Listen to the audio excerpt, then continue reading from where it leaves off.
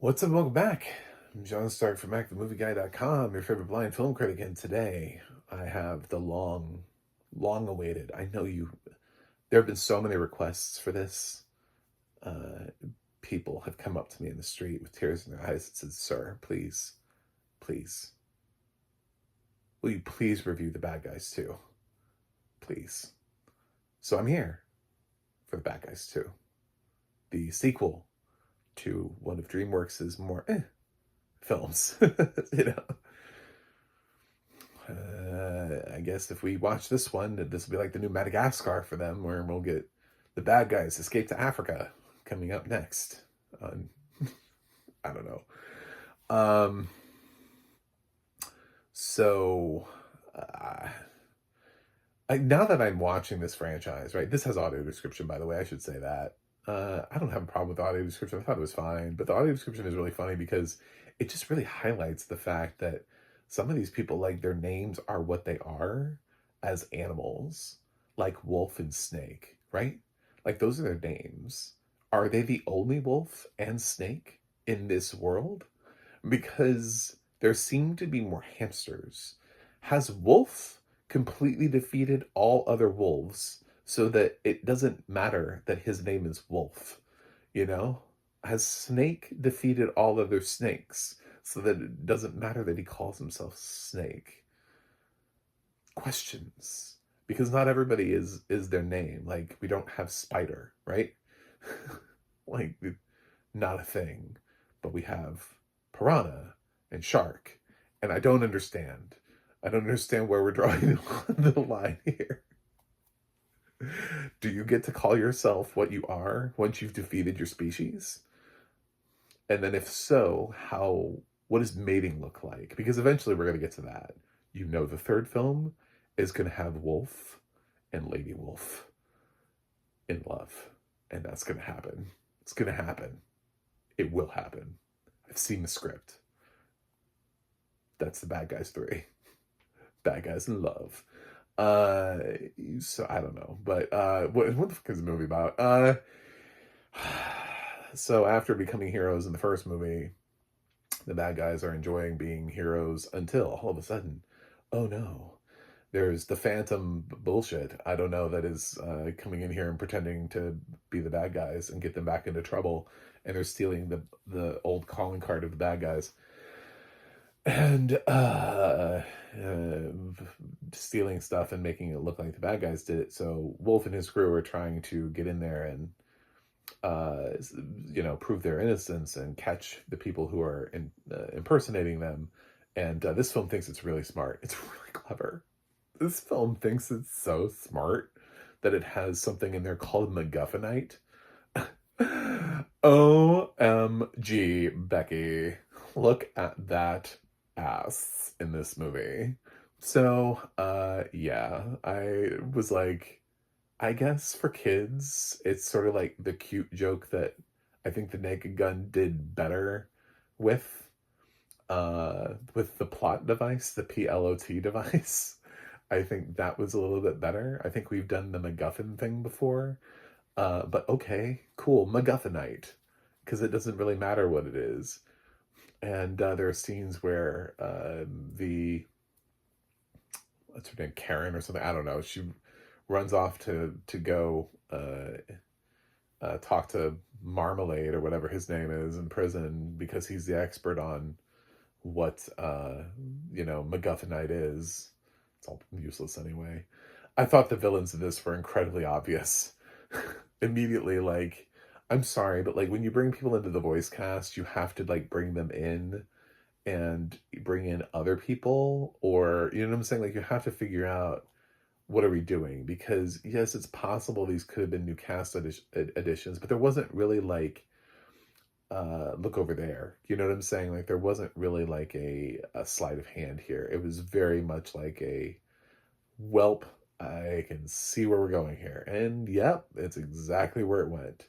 I was not surprised by the trajectory of this movie, which was kind of boring to me, if I'm being honest. I thought we brought back the bad guys for a boring sequel, which was not fun. Actually, I started watching their Netflix show their Netflix show is a little bit cuter than this.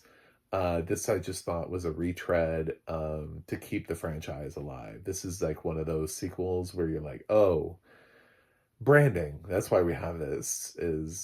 Hopefully it'll make enough money that they can continue to sell Bad Guys merch, so they continue to make DreamWorks animation shows and license them off that kids will want to watch, because Bad Guys by itself is just like, what are we even doing? Why bother? You know, if it hasn't been sequeled to death, then what even is a franchise at this point? So they had to have a second film, and they had to bring in more characters so that we now have new characters to talk about and new characters that we can bring into other things. So it's just disappointed me, which has been sort of like a recurring theme throughout most of animation this year. I finally started seeing a couple of good animated films right here at the end with like In Your Dreams and Arco that felt a little bit above the I like these, but I don't want them to win animated feature feels that I had for like Elio and K-pop Demon Hunters, where it's like, I'm fine with you being nominated, but can I have something that I want to like really get behind to see win? Is that possible? Now, the Bad Guys 2, I don't even want to see get nominated. I thought this was just dull. This is, I think I liked The Boss Baby 2 more than this. This is down there with like the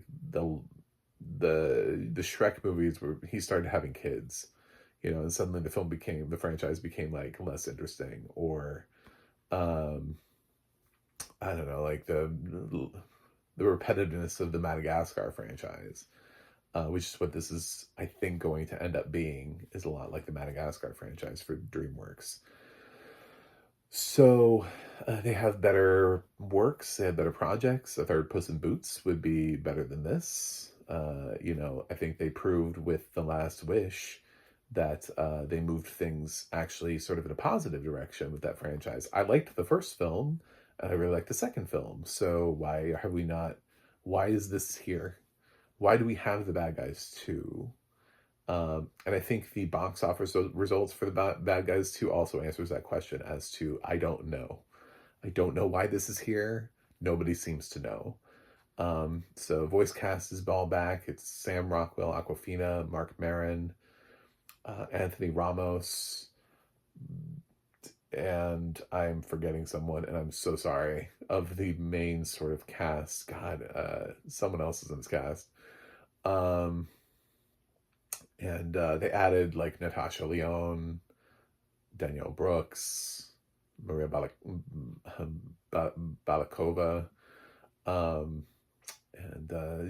like the same original people come back for like that Marmalade, Richard Ayoade doing that role again. So I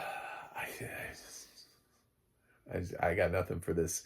Thinking about all of the other animated films I've seen this year, even it takes a lot. Like, I liked this more than some films, like Legend of Ochi,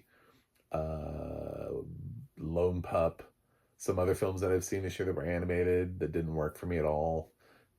This is just sort of just unnecessary. It's not like offensively bad. It's just kind of dull. It's just kind of unnecessarily dull. So it's a rotten for me, but it's not the lowest animated feature I've seen of the year.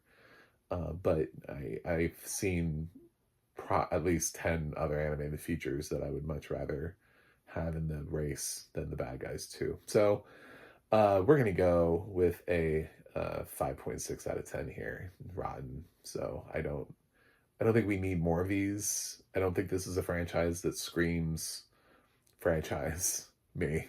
Please, more Bad Guys. I think the first film was cute enough, but there's a reason why DreamWorks hasn't turned every single one of their films into a franchise. We never got like a Mr. Peabody and Sherman 2, even though those characters are actually based on something that would have made really interesting. There's actually a lot when you consider what they came from.